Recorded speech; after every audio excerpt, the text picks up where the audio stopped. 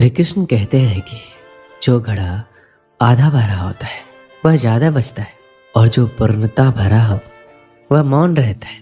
मौन मुख से नहीं मन से होना जरूरी है। सही जगह और सही वजह पर बोलना जरूरी है, वरना चुप रहना ही बेहतर है। ऐसा नहीं है कि बुद्धिमान व्यक्ति बोलना नहीं जानते, वह चुप रहता है क्योंकि वह जानते हैं कि उन्हें कहाँ बोलना है। जब कुछ कहने को हो तभी कहिए, अगर कुछ कहना चाहते हो तब मत कहिए। वहाँ पर शांत रहना ही समझदारी है, जहाँ पर खुद को समझदार समझ रहे हो। बेतुकी बातों का सबसे बेहतर जवाब ना देना है। मौन जरूरी नहीं है, अपितु जरूरत है। सवाल का जवाब शांति से मिलता है, बहस करने से जवाब खो जाता है।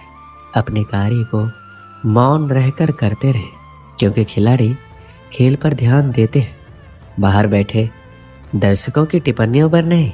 हर बात का जवाब देने बैठ जाएंगे तो कभी लाजवाब नहीं बन पाएंगे। ईश्वर भी हमें अत्यधिक सुनने की सलाह देते हैं, इसी कारण उन्होंने हमें एक मुख और दो कान दिए। शांत रहकर लोगों की नजरों में बेवकूफ दिखना सही है। अगर बहस करने वालों में एक व्यक्ति शांत रहे तो बहस कभी नहीं हो सकती। बोलते समय शब्दों से ज्यादा समझदारी से काम लेना, इससे आपका वक्त वह उल्लेखनीय हो जाएगा। अपने शब्दों के चयन को लेकर हमेशा चौकन्ना रहे, क्योंकि आपको बोलने का अधिकार है, परंतु इसका अर्थ ये नहीं है कि हम कुछ भी बोल दें। अधूरे ज्ञान से भरा मस्तिष्क मुख से अधिक शब्द कहने पर मजबूर करता है, परंतु अधिक ज्ञान से भरा मस्तिष्क मुख से कम ही सही पर मूल्यवान शब्द कहलाता है। आपकी वाणी आपकी विजय सुनिश्चित नहीं करती, अपितु आपके कर्म करते हैं। शांत व्यक्ति एक गुत्थी के समान है जो अपने आप में सुलझा हुआ रहता है, लेकिन सारा जमाना उस गुत्थी में उलझा हुआ रहता है। शांति का दूसरा अर्थ संतुष्टि है। संतुष्टि और मन शांति तब मिल जाती है जब हृदय और मस्तिष्क एक ही दिशा में एक ही कार्य में कार्यरत हो। एक मौन व्यक्ति अपनी गलतियों का आकलन कर सकता है, परंतु एक बड़बोला व्यक्ति केवल अपनी झूठी उपलब्धियों का बखान करने में व्यस्त रहता है। एक बेवकूफ खुद को समझदार कहने में वक्त खराब करता है, वहीं एक समझदार व्यक्ति कभी खुद को समझदार कहने में वक्त जाया नहीं करता। शरीर का शोर सुनाई दे जाता है, कभी आराम से बैठकर आत्मा की भी सुनो।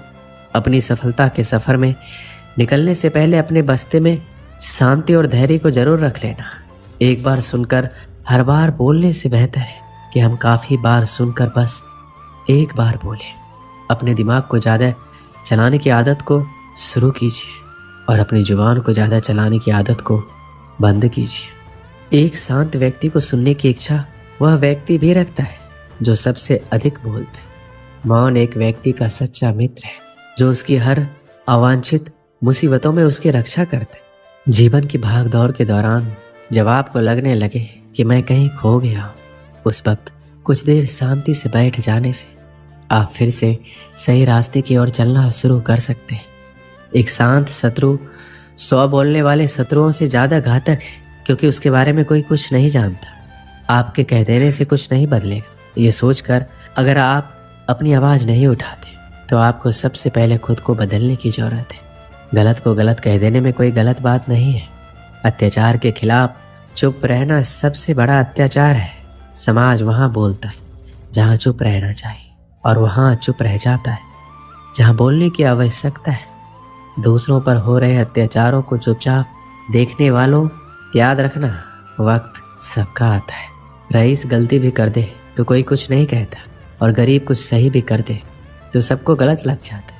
अत्याचार उसी पे ज्यादा होते हैं जो चोटों को छुपाए फिरते हैं।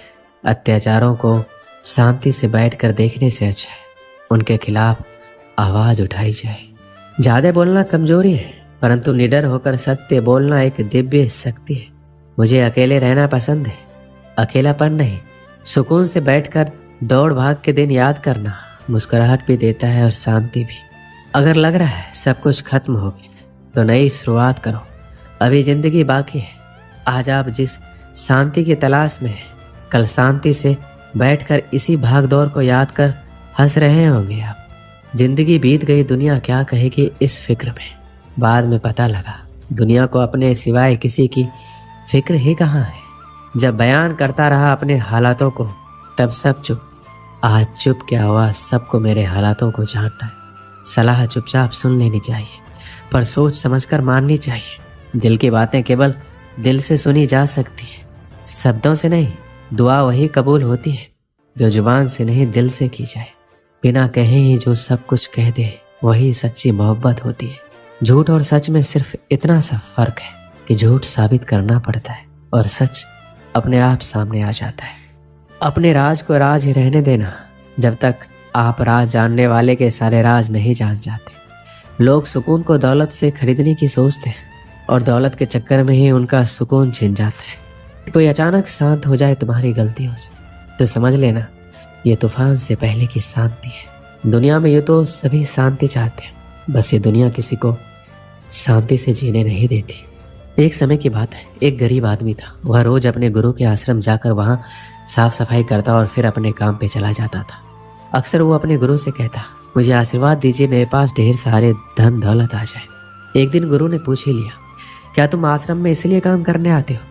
उसने पूरी ईमानदारी से कहा, हाँ, मेरा उद्देश्य तो यही है कि मेरे पास ढेर सारा धन आ जाए, इसलिए तो आपके दर्शन करने आता हूँ। पटरी पर सामान लगाकर बेचता हूँ, पता नहीं मेरे सुख के दिन कब आएंगे।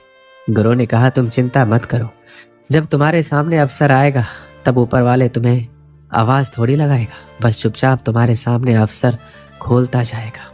ये बात सुनकर युवक चला गया।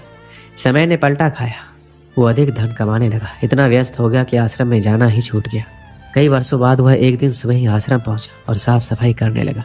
गुरु ने बड़े ही आश्चर्य से पूछा, क्या बात है, इतने वर्षों बाद आए हो? सुना है बहुत बड़े सेठ बन गए हो।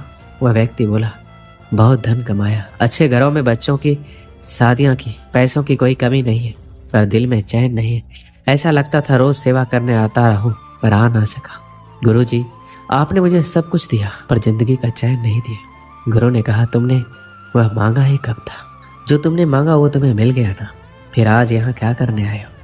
उसकी आंखों में आंसू भर आए। गुरु के चरणों में गिर पड़ा और बोला, अब कुछ मांगने के लिए सेवा नहीं करूंगा, बस दिल को शांति मिल जाए। गुरु ने कहा, पहले तय कर लो, अब कुछ मांगने के लिए आश्रम की सेवा नहीं करोगे, बस मन की शांति के लिए ही आओगे। गुरु ने समझाया कि चाहे मांगने से कुछ भी मिल जाए पर दिल को चैन कभी नहीं मिलता, इसलिए सेवा के बदले कुछ मांगना नहीं है। वो व्यक्ति बड़ा ही उदास होकर गुरु को देखता रहा और बोला, मुझे कुछ नहीं चाहिए, आप बस मुझे सेवा करने दीजिए। सच में मन की शांति सबसे अनमोल है। इस कहानी से हमें क्या सीख मिलती? मन की शांति सबसे अनमोल है। जो व्यक्ति अपने मन को शांत कर लेता है वह किसी भी चीज़ के मुकाबले में धनवान होता है। जब व्यक्ति अपने मन को शांत करता है तो उसका सोचने का तरीका सकारात्मक होता है।